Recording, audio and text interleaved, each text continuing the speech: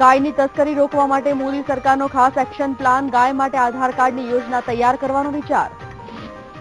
ઉનાળો બન્યો વધુ આકરો, રાજ્યના 9 જિલ્લા અછતગ્રસ્ત, 18 તાલુકાઓમાં ટેન્કરથી પહોંચ્યું રહ્યું છે પાણી. રાજ્યમાં ઠેર ઠેર આરોગ્ય વિભાગની તવાઈ, રાજકોટમાં ચાઇનીઝ મટીરીયલ ભેળવાતી 2200 કિલો કેરી જપ્ત, મહેસાણામાં પણ દરોડા. સુરતની નકોડા લિમિટેડ કંપનીના 2 ડિરેક્ટરોની ધરપકડ, 2000 કરોડની લોનની ભરપાઈ ન કરાતા સીબીઆઈએ કરી ધરપકડ. નાઇજીરિયામાં ફસાયો રાજકોટનો યુવાન, યુવકના પરિવારજનો કરી રહ્યા છે સંપર્કનો પ્રયાસ, વિદેશમાંથી શોધી રહ્યો છે મામલો. છત્તીસગઢના સુકમામાં સીઆરપીએફની બટાલિયન પર નક્સલવાદીઓનો હુમલો, 24 જવાન શહીદ.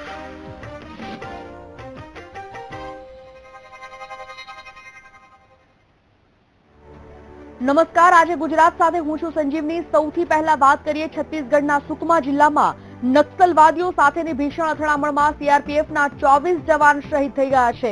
હજી ગયા મહિને જ 12 જવાનો માર્યા ગયાનો મામલો શમ્યો નથી, ત્યાં 24 જવાનો શહીદ થઈ ગયા, હાહાકાર મચી ગયો છે. સીઆરપીએફની રોડ ઓપનિંગ ટુકડીના જવાનો બપોરના સમયે અહીં આવેલી ચિંતાગુપ્ત વિસ્તાર તરફ આગળ વધી રહ્યા હતા. તે સમય દરમિયાન નક્સલવાદીઓએ હુમલો કર્યો, જેને પગલે સીઆરપીએફની 74મી બટાલિયનના જવાનોને નક્સલવાદીઓ સામે ગોળીબાર થઈ.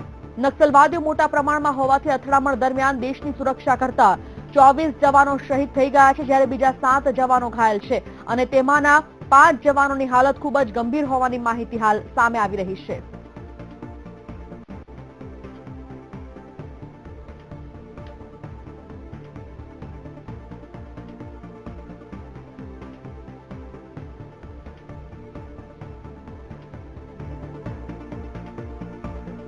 बहुत जबरदस्त हुआ है। मैंने खुद 2-3 नक्सलियों को गोली मारा चेस्ट में।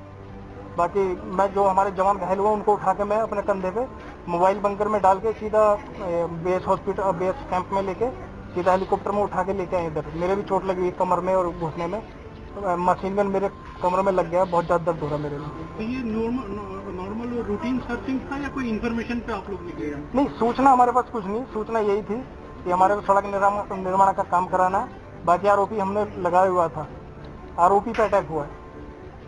क्या नाम आपका? मेरा कांस्टेबल शेर मोहम्मद नाम है, उत्तर प्रदेश का रहने वाला हूँ मैं, बुलंदशहर डिस्ट्रिक्ट। बुलंदशहर? हाँ, बुलंदशहर डिस्ट्रिक्ट। किस गांव का? चंदपुरा गांव पड़ता है। हम लोग पोजीशन लेके बैठे थे, उसके बाद अचानक फायर आया, तो फायर करने के बाद हम लोग फायर करने के बाद हम लोग भी खुद फायर करने लगे।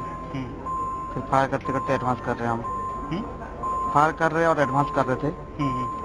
तो उनका ज़्यादा तादाद आदमी थे, घेरने का चक्कर में थे, इसलिए हम लोग फायर कर रहे और एडवांस कर रहे थे। तो उसके बाद जैसे चोट लगा है तो उनको थोड़ा हमारे जैसे चोट लगा है तो हो रहा है हमको जाने के लिए, बाकी फायर कर रहे हैं। तो आपके सामने वो भागे कि नहीं भागे? उससे मूवमेंट जारी था, फायरिंग जारी थी? हम जब फायरिंग कर रहे थे हमारे पास नहीं था, फिर वो भाग गए। उसके बाद फिर पीछे साइड से फायर करे। अचानक हुआ, इस वजह से नुकसान ज्यादा हुआ? हाँ, अचानक बस। कितने घंटे चला होगा ये फायरिंग? फायरिंग तो अभी भी चल रहा है। हाँ। अभी 3 जवान जो हैं वो अभी नक्सली हमले में घायल होने के कारण यहाँ पे लाया गया बालाजी हॉस्पिटल में। पहले का नाम है सौरभ सिंह, जिसको कि जो बुलेट इंजरी है वो लेफ्ट शोल्डर से होते हुए ओपन और एग्जिट वुंड दोनों दिख रहे हैं और वहां से धंसते हुए पूरे शरीर के आर पार निकली है। दूसरा लच्छू राम ओहम है, जिनको की बुलेट इंजरी हाथ में लगी है। और तीसरा शेर मोहम्मद है, जिनको की दाएं तरफ का घुटने में चोट है और उसके अलावा उनके जो पसलियां होती हैं और स्पाइन है वहां पे चोट है। तीनों की स्थिति अभी तो गंभीर है और 48 से 72 घंटे तक हम कुछ नहीं बोल सकते। આગળ વાત કરીએ, માણસોની જેમ હવે ગાયોને પણ આધારનો આધાર મળી શકે છે. જી હા, મોદી સરકાર ગાયોની તસ્કરીને રોકવા માટે ગાયો માટે યુઆઈડી જેવી વ્યવસ્થા લાગુ કરવા પર વિચાર કરી રહી છે અને આ માટે સરકારે સુપ્રીમની ગુહાર લગાવી છે. કેન્દ્રની મોદી સરકારે તમામ દસ્તાવેજી પ્રક્રિયાઓ માટે આધાર કાર્ડને ફરજિયાત બનાવી દીધું છે. આધાર કાર્ડ દ્વારા નાણાકીય વ્યવહારોને સુરક્ષિત બનાવવાની કેન્દ્રની નેમ છે. ત્યારે હવે દેશમાં ગૌરક્ષાને લઈ વધી રહેલા વિવાદ વચ્ચે ગાયને પણ આધારનો આધાર મળી શકે છે. ગૌરક્ષાને લઈ દેશમાં મચી રહેલી બબાલ વચ્ચે સરકાર ગાયો માટે પણ આધાર કાર્ડ જેવી વ્યવસ્થા લાગુ કરવા માંગે છે અને આ માટે કેન્દ્ર સરકારે સુપ્રીમ કોર્ટમાં ભલામણ કરી છે. સરકારે સુપ્રીમ કોર્ટમાં જણાવ્યું છે કે ગાયોને યુનિક આઈડેન્ટિફિકેશન જેવી વ્યવસ્થા દ્વારા ગાયોને સુરક્ષિત કરવા માંગે છે. યુઆઈડી વ્યવસ્થાએ ગાયોને લોકેટ અને ટ્રેક કરવાની ઈચ્છા સરકારે વ્યક્ત કરી છે, જેનાથી ગાયોની સુરક્ષાની સાથે સાથે નસ્લ, ઉંમર, રંગ અને અન્ય બાબતોનું પણ ધ્યાન રાખી શકાશે. સરકાર ઈચ્છે છે કે ગાય અને વાછરાને ટ્રેક કરવા માટે યુનિક આઈડેન્ટિફિકેશન નંબર હોવો જોઈએ. ગૃહ મંત્રાલયે અગાઉ આ મુદ્દે પોતાની ભલામણો કેન્દ્રને સોંપી હતી. કેન્દ્ર સરકારની દલીલ છે કે ભારત અને બાંગ્લાદેશ સરહદે મોટા પાયે પશુઓની તસ્કરી થઈ રહી છે. સરકારે આ મુદ્દે જોઈન્ટ સેક્રેટરીની આગેવાનીમાં એક કમિટીની નિમણૂક કરી છે, જેણે કેટલીક ખાસ ભલામણો કરી છે. આ રિપોર્ટ પ્રમાણે પશુઓની સુરક્ષા અને દેખભાળની જવાબદારી રાજ્ય સરકારની છે. રિપોર્ટ પ્રમાણે પ્રત્યેક રાજ્યમાં ઓછામાં ઓછા 500 પશુઓની ક્ષમતાના સંરક્ષણ ગૃહની ભલામણ પણ કરાય છે. મહત્વનું છે કે સરકાર અગાઉ પણ આ યોજના વિશે વિચાર કરી ચૂકી છે. જો કે બાદમાં સરકારે તેનો ખુલાસો મજાક સ્વરૂપે કર્યો હતો. હવે સરકાર ફરીથી નક્કર રીતે આ યોજના લાગુ કરવા માટે આગળ વધી રહી છે. Bureau report, VTV news. ગાયના આધાર કાર્ડ બનાવવાનું એલાન સરકાર દ્વારા કરવામાં આવ્યું છે, તે અંગે નેતાઓની પ્રતિક્રિયાઓ જોઈએ. ये एक बात है कि यकीनन स्मगलिंग रुकनी चाहिए हमारे कैटल की काउस की, मगर जो डेटा हमारे सामने है उसमें आता है कि सिर्फ 11% काउ की स्मगलिंग होती है, माँ बाकी दूसरे कैटल की होती है. जो डेटा हमारे पास है 1997 से 2012 तक जो काउ का पॉपुलेशन इंडिया में गाय का वो 103 मिलियन से 117 मिलियन तक पहुंच चुका है. वहीं पर जो मेल काउ है उसका पॉपुलेशन 96 मिलियन से 66 मिलियन पे आ चुका है. अब सरकार यूनिक आइडेंटिफिकेशन नंबर देना चाहती है. हम सरकार से पूछना चाहते हैं कि भाई आपने 1500 करोड़ रुपए आंगनबाड़ी सेंटर्स के क्यों कम किए? ये यूनिक आईडी उनको पूरे देश भर में गाय को दिया जाएगा. अभी तक तो आधार कार्ड पर ही बहुत चला रहे हैं कि कितना लागू होगा और कितना नहीं होगा. अब मतलब गाय का भी आधार कार्ड जो बनाने की बात हो रही है, ये जगलरी छोड़ करके नरेंद्र मोदी की सरकार से कोई दूसरी अपेक्षा की नहीं जा सकती. ઉનાળો કેટલો આકરો હોય છે તે ખેડૂતોથી વિશેષ કોણ જાણી શકે, કારણ કે ખેતીના આધારે પોતાનું ગુજરાન ચલાવતા ખેડૂતો સામે અનેક સમસ્યાઓ પડકાર બનીને ઊભી હોય છે. પાણી ન મળવાથી પાક ન મળે અને પાક ન મળે તો પશુઓને ખવડાવે શું? ખેડૂતોને આ સમસ્યાથી રાહત આપવા સરકારે સઘન આયોજનનો દાવો કર્યો છે. જુઓ સરકારે શું આયોજન કર્યું છે તેના પર કરીએ નજર.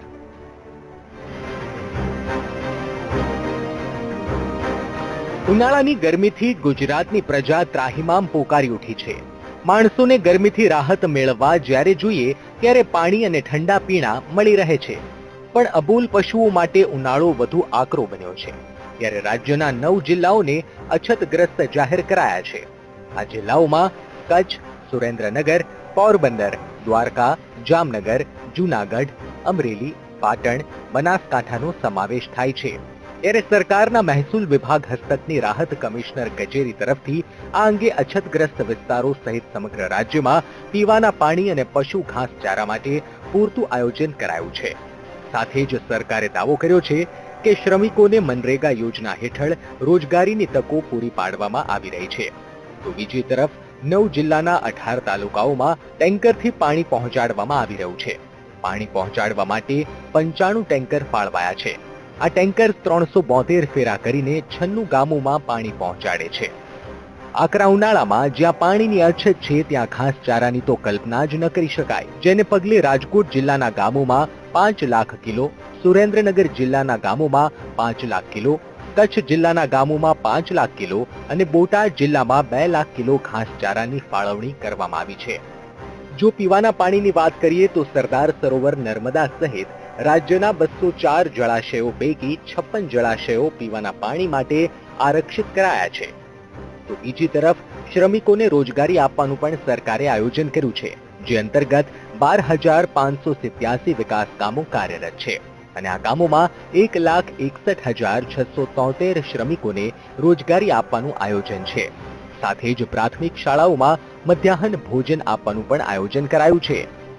સૂત્રો પાસેથી જાણવા મળ્યું છે કે રાજ્યમાં અછતની પરિસ્થિતિને પહોંચી વળવા સરકાર હસ્તકના સ્ટેટ ડિઝાસ્ટર પાસે પૂરતું ફંડ છે, જેથી રાજ્ય સરકારે કેન્દ્ર સરકાર પાસે મદદ માટે હાથ લંબાવ્યો નથી. ત્યારે જોવાનું એ રહેશે કે અછતની સ્થિતિમાં રાજ્યના ગ્રામજનોને સરકારની કેટલી મદદ મળી રહે છે. Hital Parekh, VTV news, Gandhinagar. ઉનાળો શરૂ થતાની સાથે ચોતરફથી પાણીનો પોકાર ઉઠી રહ્યો છે, ત્યારે કચ્છ પણ તેમાંથી બાકાત નથી. ઉનાળાનો પ્રારંભ થતાની સાથે જ કચ્છના મોટા ભાગના ડેમો તળિયાના ઝાટક થઈ ગયા છે અને ખેડૂતો માટે સર્જાય છે કપરી પરિસ્થિતિ.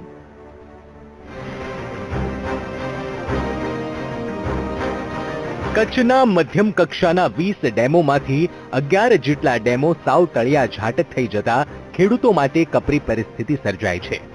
ગત વર્ષે જિલ્લામાં પડેલા અનિયમિત અને ઓછા વરસાદના કારણે કચ્છમાં મોટા ભાગના ડેમોમાં પાણી સુકાઈ ગયું છે. અંજાર તાલુકાની જીવાદોરી સમાન ટપ્પર ડેમ તળિયા ઝાટક થઈ ગયો છે. ટપ્પર ડેમમાં 0.35% જ પાણી વધ્યું છે. આ ઉપરાંત લખપતનો ગોધાતડ ડેમ સાવ જ ખાલી થઈ ગયો છે. ભુજના રુદ્રમાતા ડેમમાં 2.57%, જ્યારે નરા ડેમમાં 3.60% જ પાણી બચ્યું છે.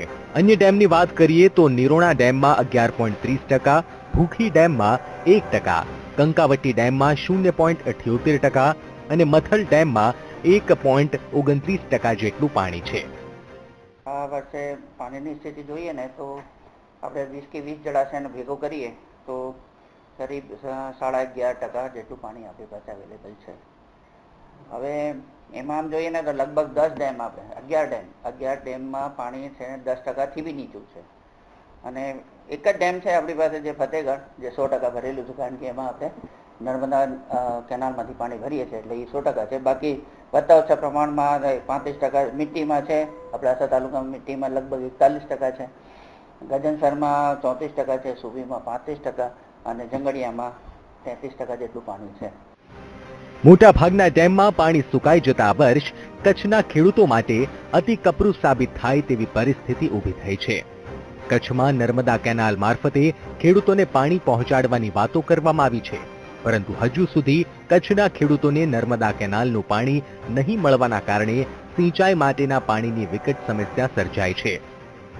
Alpesh Goswami, VTV news, Kutch. છેવાડાના વિસ્તારો સુધી અંતરિયાળ ગામડા સુધી વિકાસ થયો હોવાની વાત કરવામાં આવી રહી છે, પરંતુ આજે પણ કેટલાય ગામડા એવા છે જેની પાસે પ્રાથમિક સુવિધા સુદ્ધા નથી. વીજળી અને રસ્તાની વાતો દૂર રહી પીવાના પાણી જેવી અનિવાર્ય સુવિધા પણ નથી મળી રહી આ લોકોને.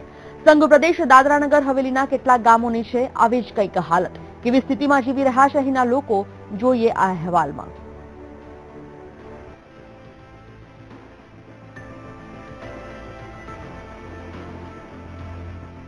આ છે સંઘ પ્રદેશ દાદરાનગર હવેલીના કેટલાક અંતરિયાળ ગામડાનો વિસ્તાર. ડુંગરોથી ઘેરાયેલા અને એકદમ વેરાન લાગતા આ વિસ્તારમાં બેડપાડા, ફણસપાડા, ગોંડપાડા અને વડપાડા સહિત અનેક નાના ગામો આવેલા છે. સરકાર જે વિકાસની વાતો કરી રહી છે તે અહીં જોજનો દૂર સુધી જોવા નથી મળતો. બીજું બધું તો ઠીક, પરંતુ પીવાના પાણી માટે પણ અહીં લોકોને મારવા પડે છે ફાંફા. અહીં વસતા લોકો માટે પાણીનો એકમાત્ર સ્ત્રોત છે આ નાનકડું ખાબોચિયું. પથરા નદીના પટમાં આવેલા ખાબોચિયામાં કુદરતી રીતે ઝરતા પાણી પર નભે છે 300 થી વધુ લોકો અને પશુઓ. અહીંયા પાણી ભરવા આવે ને પહેલે તો આ બાજુથી ભરતા હતા, ત્યાં હમણાં બધું હુકાઈ ગયેલું છે. હમણાં અહીંયા ભરતા છે તો કેટલા જણા માણસ આવે ભરવા હારું તો એક માણસને કમસે કમ 10 થી 15 મિનિટ ભરવા એક લોટો ભરવા હારું ટાઈમ લાગે. તે ભરે પછી બીજાને भरवा तो आखो दिवस ते लोगों अहियाच निकली जाए. पाण्याची समस्या आहेच नाही, त्याच्यामुळे हे जिरेवर ये लागले. हे पाणी घेनंतर से जायच्या 2-3 तास ते पाण्याची मागा लागायची. पाणी नाही, हे लाईन लगावून पाणी भरायचं. પીવાના પાણી માટે વલખા મારતા લોકોની અસંખ્ય રજૂઆતો બાદ જિલ્લા પંચાયત દ્વારા આ વિસ્તારમાં એક સિન્ટેક્સની ટાંકી મૂકવામાં આવી હતી અને ટેન્કર શરૂ કરવામાં આવ્યું હતું, પરંતુ કાચા રસ્તાના કારણે ટેન્કર પણ ભાગ્યે જ ક્યારેક આવે છે. પીવાના એક ગ્લાસ પાણી માટે વલખા મારતા લોકોએ સરપંચથી લઈ જિલ્લા પંચાયત સુધી રજૂઆત કરી, પરંતુ સત્તાધીશોનું પેટનું પાણી નથી હલતું. એ લોકોનો પ્રોબ્લેમ આપણને ખબર નહીં, એ લોકો એપ્લિકેશન કર્યા પણ એમાં છે ને ટેન્કર વાળાને ટેન્કર નીચે સુધી આવે નહીં, બરાબર, ઉપર ચડવાની એ લોકોને તકલીફ કાંઈ છે, આપણને પ્રોબ્લેમ નહીં, આપણે પોતે ડ્રાઈવર જ છે, પણ એ લોકોને અહીંયા સુધી આપણે ટેન્કર નહીં આવે, કારણ રોડની સમસ્યા છે. મહત્વપૂર્ણ છે કે આ પ્રદેશનું સંચાલન સીધું કેન્દ્ર સરકારની દેખરેખ હેઠળ થાય છે. તાજેતરમાં જ પ્રધાનમંત્રીએ આ વિસ્તારની મુલાકાત લીધી ત્યારે છેવાડાના વિસ્તાર સુધી સુવિધાઓ પહોંચાડવાની વાત કરી હતી, પરંતુ કરુણ વાસ્તવિકતા એ છે કે અનિવાર્ય એવી પાણીની સુવિધા આ લોકો સુધી પહોંચી શકી નથી. માનવ ઠાકોર, વીટીવી ન્યૂઝ, સિલવાસ.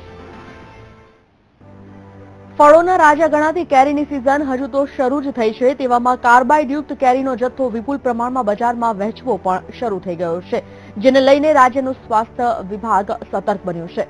રાજકોટ આરોગ્ય વિભાગ દ્વારા પણ સતત દરોડાની કાર્યવાહી ચાલુ રાખવામાં આવી છે. આજે ફરી આરોગ્ય વિભાગે આનંદ બંગલા ચોકમાં આવેલ કેરીના ગોડાઉનમાં દરોડા પાડ્યા હતા, જેમાં 2200 કિલો જેટલી કેરીને નાશ કરવામાં આવ્યો છે. બંગલા ચોકમાં કે જે આર્ટિફિશિયલ રાઇપનર કેરીનો પકાવવાનો ઉપયોગ ધંધો ચાલી રહ્યો છે, જે ખરેખર ગંભીર બાબત છે. જેમાં મુખ્યત્વે બાબત કરીએ તો અહીંયા ઇથેફોલ છે કે જે ખરેખર એક કેમિકલ છે અને એગ્રીકલ્ચર પ્રોડક્ટ છે, જેનો માનવ ઉપયોગમાં ક્યારેય ઉપયોગ નથી થતો, એનો ઉપયોગ થાય છે. આ ઇથેફોલ એવી વસ્તુ કે જે ઝાડ ઉપરના ફ્રૂટ છે એને છાંટવા માટે અને એક જાતનો જંતુનાશક દવા છે, પરંતુ અહીંયા 5 ml ઇથેફોલ અને 2 લીટર પાણી લઈ એનો સ્પ્રે મારવામાં. કેરીના વેપારી દ્વારા કાર્બાઇડ અને ચાઇનીઝ કેમિકલ દ્વારા આ કેરી પકવવામાં આવી હતી, જેમાં ચાઇનીઝ કેમિકલને પાણીની માત્રામાં વેચવામાં આવે છે અને બાદમાં એક વોટર સ્પ્રે દ્વારા કેરીના બોક્સમાં છાંટવામાં આવે છે અને બાદમાં થોડો ટાઈમ થતાં જ કેરી પીળાશ પકડવા લાગે છે અને બાદમાં આ કેરી માર્કેટમાં વેચવામાં આવે છે. મહત્વનું છે કે આ કેરી એટલી હદ સુધી પીળાશ પકડી લે છે કે લોકો તેને પારખી પણ શકતા નથી. જોકે આરોગ્ય વિભાગ દ્વારા ચાઇનીઝ કેમિકલની 100 પડીકી અને 1 કિલો જેટલો કાર્બાઇડ ઝડપી પાડવામાં આવ્યો છે. સાથે 2200 કિલો જેટલી અખાદ્ય કેરીનો નાશ પણ કરવામાં આવ્યો છે. સાથે જ લોકોના સ્વાસ્થ્ય સાથે ચેડા કરનારા વેપારીઓને 10-10 હજારનો દંડ પણ ફટકારાયો છે. વાત કરીએ તો આર્ટિફિશિયલ રાઇપનરની સાથે સાથે ચાઇનીઝ કાર્બાઇડ કે જે નવો ઇન્ટ્રોડ્યુસ થયો 1 કિલો જથ્થો એ પણ મળી આવેલ છે અને કેલ્શિયમ કાર્બાઇડનો 1 કિલો જથ્થો પણ મળી આવેલ છે. આને અનુલક્ષીને અમે સ્થળ ઉપર જ 2200 કિલો કેરી અને કેમિકલનો નાશ કરી રહ્યા છે અને સાથે 10,000નો દંડ પણ કરી રહ્યા છે. ઉનાળો શરૂ થતાની સાથે આરોગ્ય વિભાગે મહેસાણા જિલ્લાના વિસનગરમાં સપાટો બોલાવ્યો છે. 20 થી વધુ કેરીના વેપારીઓ પર આરોગ્યની ટીમે તવાઈ બોલાવી. કાર્બાઇડથી પકવેલી કેરીનો નાશ કરાયો હતો. દરોડા હાથ ધરાતા બાકીના કેરીના વેપારીઓમાં ફફડાટ ફેલાઈ ગયો હતો.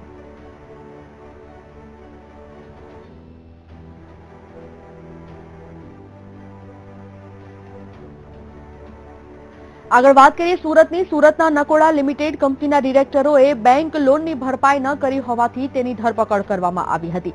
બાબુલાલ અને દેવેન્દ્ર નામના બંને ડિરેક્ટરોએ કેનેરા બેંકના 2000 કરોડ રૂપિયા લીધા બાદ સમયસર હપ્તાની ચૂકવણી ન કરતા તેની ધરપકડ કરવામાં આવી. ઉલ્લેખનીય છે કે નકોડા ટેક્સટાઇલ POY યાર્ડનું ઉત્પાદન કરતી હતી.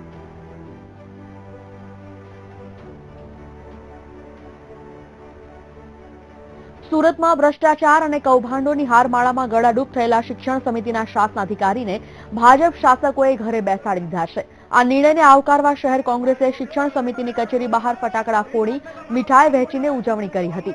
ઉપરાંત શાસનાધિકારીની ઓફિસને ગંગાજળ છાંટી શુદ્ધ કરવાનો પ્રયાસ કરતા પોલીસ અને કોંગ્રેસના કાર્યકર્તા વચ્ચે ઘર્ષણ પણ ઊભું થયું હતું. આથી પોલીસે કોંગ્રેસના કાર્યકર્તાઓની અટકાયત કરી હતી. કેશોદ અકસ્માત સહાય કૌભાંડ, પસ્તી કૌભાંડ, ફર્નિચર કૌભાંડ, ઇન્ટરએક્ટિવ બોર્ડની ખરીદીમાં કૌભાંડ, શેતરંજી કૌભાંડ, હોસ્ટેલ કૌભાંડ, ટ્રાન્સપોર્ટ કૌભાંડ, સ્વચ્છતા કીટ કૌભાંડ સહિતના કૌભાંડોમાં હાથ સાફ કરનાર હિતેશ માખેજાને 2 દિવસ અગાઉ ભાજપ શાસકોએ સસ્પેન્ડ કરી દીધો હતો. શાસનાધિકારીના અનેક વિવાદોના બાબતે સમિતિના કોંગ્રેસના સભ્યો તથા યુથ કોંગ્રેસે અવારનવાર મનપા કમિશનરને આક્રમક રજૂઆતો કરવામાં આવી હતી.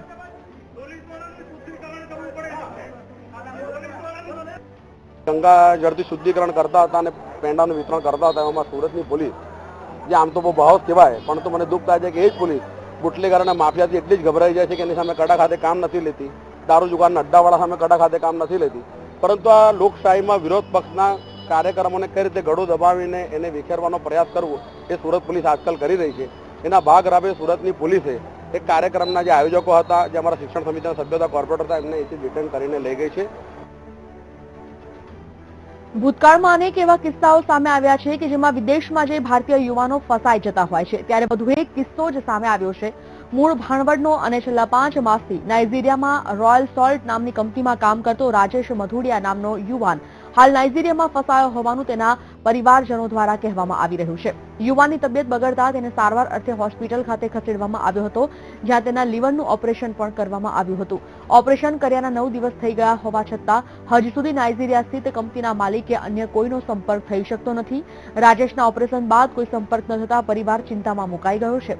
યુવાનના કાકા રસિકભાઈએ રાજ્ય સરકાર અને કેન્દ્ર સરકાર પાસે પરત લાવવા અપીલ કરી છે.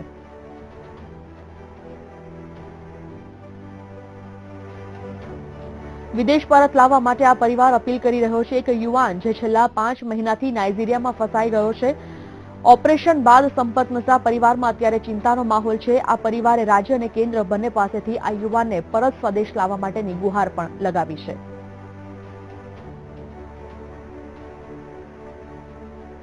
ધોરાજી માર્કેટિંગ યાર્ડના ચેરમેન દ્વારા ખેડૂતો પર હુમલો કરવાની ઘટના સામે આવી છે. આ હુમલો માર્કેટિંગ યાર્ડના ચેરમેન રણછોડ કોયાણી અને તેના સાગરીતો દ્વારા કરવામાં આવી હોવાનું સામે આવ્યું. આ હુમલો 150 થી વધુ ખેડૂતો પર કરવામાં આવ્યો હતો. તુવેરના ટેકાના ભાવે ખરીદી અટકાવી દેવામાં આવી હતી, ત્યારે ખેડૂતો દ્વારા ટેકાના ભાવે ખરીદી શરૂ કરવાની રજૂઆત કરવામાં આવી હતી.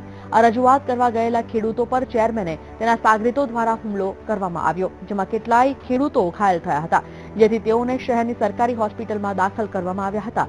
હાલ તો આ સમગ્ર સમાચાર શહેરમાં વાયુવેગે પ્રસરતા ધોરાજી સહિત આસપાસના ખેડૂતો અને શહેર કોંગ્રેસના પ્રમુખ દિનેશ વોરા સહિતના કાર્યકરો હોસ્પિટલ દોડી આવ્યા હતા.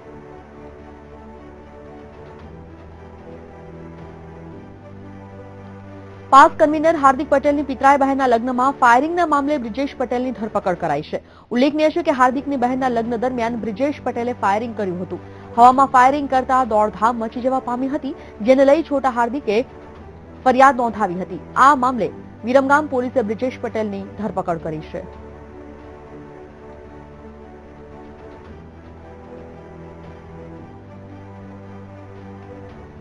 પૂર્વ આઈપીએસ અધિકારી ડીજી વણઝારાના શક્તિ પ્રદર્શનમાં જગન્નાથ મંદિરમાં દર્શન કરી શક્તિ પ્રદર્શનનો પ્રારંભ કરવામાં આવ્યો. શક્તિ પ્રદર્શનમાં મોટી સંખ્યામાં લોકો ઉમટી પડ્યા હતા. 151 જેટલી બાઇકર્સ મહિલાઓએ પ્રદર્શનની આગેવાની કરી હતી. વણઝારા સમાજના અસંખ્ય લોકોએ ડીજી વણઝારાનું સ્વાગત પણ કર્યું હતું. ડીજી વણઝારાના પ્રદર્શનને ચૂંટણીલક્ષી તૈયારી શરૂ કરી દેવાનું માનવામાં આવી રહ્યું છે.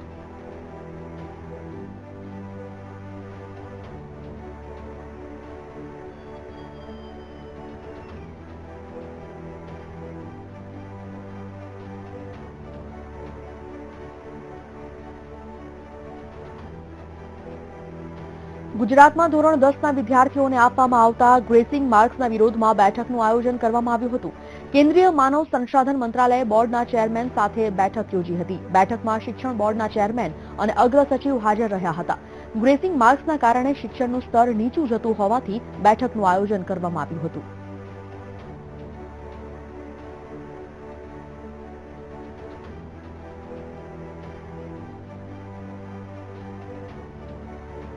પાટણમાં થોડા દિવસ પહેલા ધોરણ 6 નું પેપર સોશિયલ મીડિયામાં વાયરલ થવાનો મુદ્દો ગરમાયો છે. આ મુદ્દો પાટણ ડીપીઓને ભારે પડી રહ્યો હોય તેવું જણાઈ રહ્યું છે.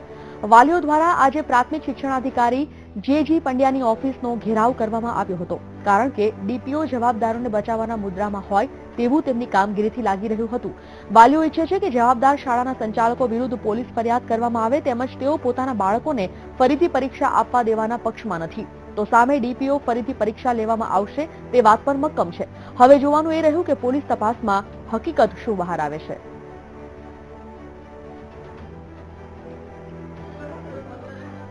અહેવાલના આધારે પ્રસ્થાપિત થયું કે ધોરણ 6, 7 અને 8 ત્રણે ત્રણમાં કેટલાક વિષયોના પેપરો ફૂટી ગયા હતા, અને એના અનુસંધાનમાં આપણે એ પરીક્ષાના આધારે લેવાયેલી, એ પ્રશ્નપત્રના આધારે લેવાયેલી પરીક્ષામાં એને ઘણું ગણતરીમાં રિઝલ્ટમાં ન લઈ શકાય.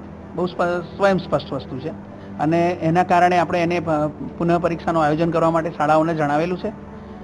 અને જે આ કાર્યવાહી માટે જવાબદાર છે એવી શાળાને નોટિસ પણ 3 દિવસ અગાઉ આપી દેવામાં આવેલ છે, અને જો સંતોષકારક જવાબ આપણને સમય મર્યાદામાં એ લોકો કાર્યવાહી પૂરી નહીં કરે તો આપણે આવા કિસ્સાઓમાં પેપર ફોડવા બદલ FIR સુધીની કાર્યવાહી કરવાશું.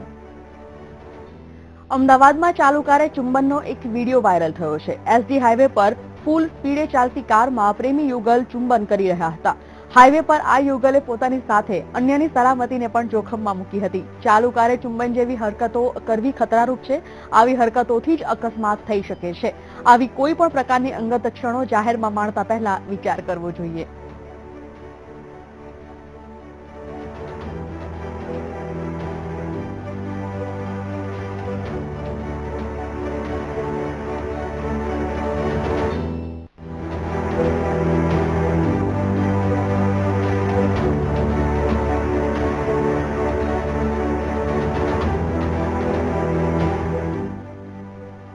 સૌરાષ્ટ્ર સહિત પોરબંદરના દરિયા વિસ્તારમાં આજથી ઓપરેશન સાગર સુરક્ષા કવચનો પ્રારંભ થયો છે. સુરક્ષા એજન્સીઓમાં તાલમેલ જળવાઈ રહે તે માટે વર્ષ દરમિયાન 2 વખત આ ઓપરેશન કરવામાં આવતું હોય છે. 2 દિવસ ચાલતા ઓપરેશન સાગર સુરક્ષા કવચમાં કોસ્ટગાર્ડ, મરીન પોલીસ, એસઓજી સહિતની સુરક્ષા એજન્સી દ્વારા સઘન સુરક્ષા વ્યવસ્થા ગોઠવી મોક ડ્રીલ પણ યોજવામાં આવે છે. પોરબંદરમાં પણ આ ઓપરેશન અંતર્ગત સુરક્ષા એજન્સી દ્વારા બંદર તેમજ અસ્માવતી ઘાટ નજીકના મુખ્ય બારા સહિત પોરબંદરમાં પ્રવેશ મેળવવાના મુખ્ય પોઈન્ટ્સ પર સઘન ચેકિંગ કરવામાં આવી રહ્યું છે. તો મરીન પોલીસ દ્વારા પણ સતત દરિયામાં પેટ્રોલિંગ કરીને ફિશિંગ બોટોની ડોક્યુમેન્ટ્સની ચકાસણી કરવાની કાર્યવાહી પણ હાથ ધરવામાં આવી છે.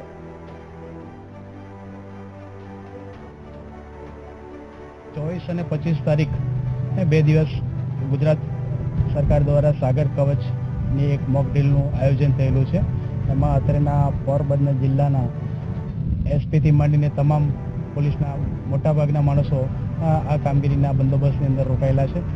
એમાં તમામ દરિયા કિનારાના જે લેન્ડિંગ પોઈન્ટ અને તમામ પોલીસ સ્ટેશનના જે પોલીસના નાકાબંધી ચેકપોસ્ટના પોઈન્ટો એના ઉપર પોલીસનો સઘન 24 કલાક બંદોબસ્તની ગોઠવણી કરવામાં આવી છે.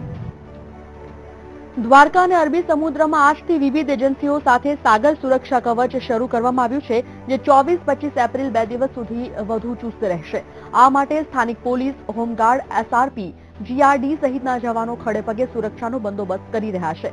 મરીન પોલીસ દ્વારા દરિયાકાંઠા પર નજર રાખવામાં આવી રહી છે. આ સાથે Z+ સુરક્ષા ધરાવતા જગત મંદિર પર જવાનોના કામની પણ સમીક્ષા કરવામાં આવી હતી.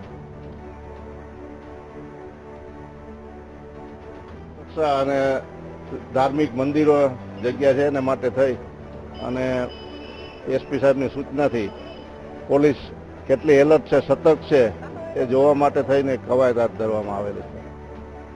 1 મે ગુજરાત દિન નિમિત્તે IRCTC દ્વારા નવી 2 ટ્રેન ચાલુ કરવા જઈ રહી છે.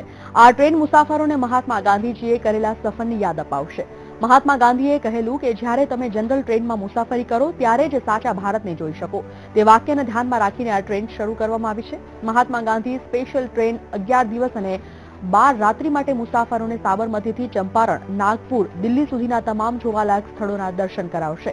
સાથે તમામ પ્રકારની જમણવારની પણ સુવિધાઓ આપવામાં આવશે. સિનિયર સિટીઝન અને ગ્રુપ બુકિંગ પર સ્પેશિયલ 10% થી લઈને 20% સુધીનું ડિસ્કાઉન્ટ પણ મળશે. આ માટે IRCTCએ તમામ તૈયારીઓ પૂર્ણ કરી દીધી છે. टोटल जो ड्यूरेशन है आइटनरी का ये 10 रात 11 दिन का है. इसका पैकेज कॉस्ट जो है वो पर पर्सन 900 रुपया पर पर्सन पर डे है. जो अगर आप 10-11 दिन का पैकेज का देखेंगे तो ये कुल मिला के 10,795 रुपये का आता है. इस पैकेज की खासियत ये है कि ये ऑल इंक्लूसिव पैकेज है. તો આજે ગુજરાતમાં અત્યારે બસ આટલું જ. હું રજા લઈશ. નમસ્કાર.